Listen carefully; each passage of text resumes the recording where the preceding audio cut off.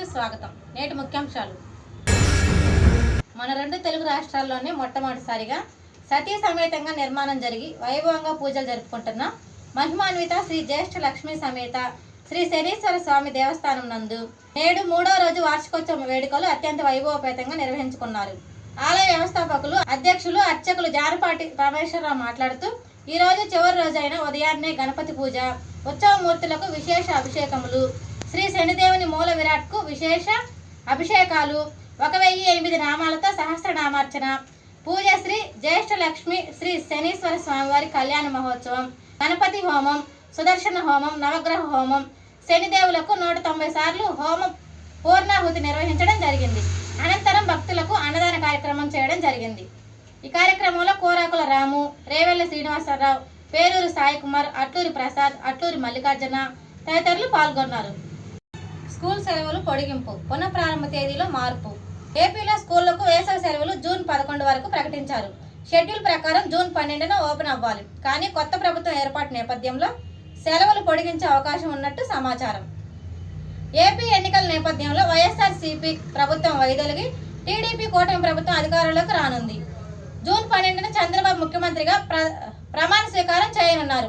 అయితే అదే రోజు స్కూల్స్ రీఓపెనింగ్ ఉండడంతో సెలవులు పొడిగించాలని విన్నతులు వస్తున్నాయి. టీడీపీ నాయకులు సైతం అధికారులను కలిసి వినతి పత్రాలు అందిస్తున్నారు.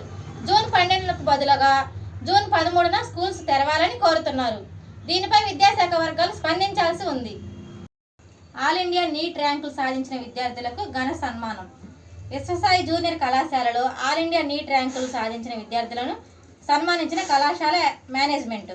ఈ వారం విడుదలైన 2024 all India under graduate NEET రిజల్ట్స్లో విశ్వసాయి విద్యార్థులు పల్నాడు జిల్లాలోనే టాప్ 1 ర్యాంక్ సాధించడం జరిగింది. ఈ సందర్భంగా ఉత్తమ ర్యాంకులు సాధించిన విద్యార్థులను, వారి తల్లిదండ్రులను, దాని కృషి చేసిన ఉపాధ్యాయులను, అధ్యాపకులను కళాశాల యాజమాన్య ఆధ్వర్యంలో సన్మానించడం జరిగింది.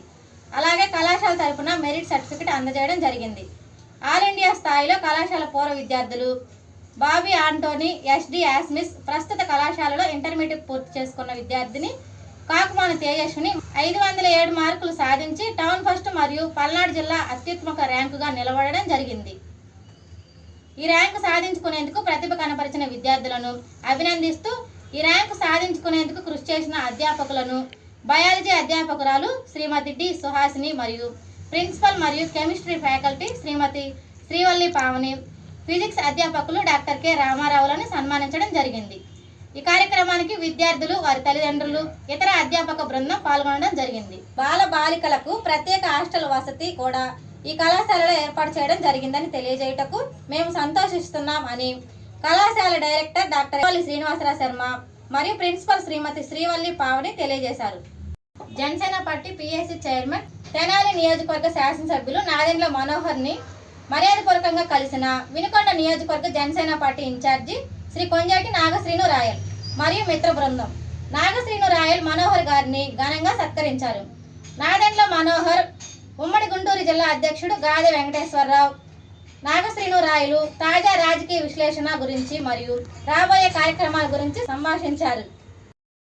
నవీన భారతదేశంలో ఉక్కు మహిళ, భారతదేశం మొట్టమొదటి ఐపీఎస్ అధికారిని శ్రీ కిరణ్ బేడి గారిని జన్మదిన శుభాకాంక్షలు తెలియపరిచిన గుంటూరు పార్లమెంట్ అంగన్వాడీ డాక్రా సాధికారిక సంస్థ పార్లమెంట్ ప్రధాన కార్యదర్శి నవమిలం.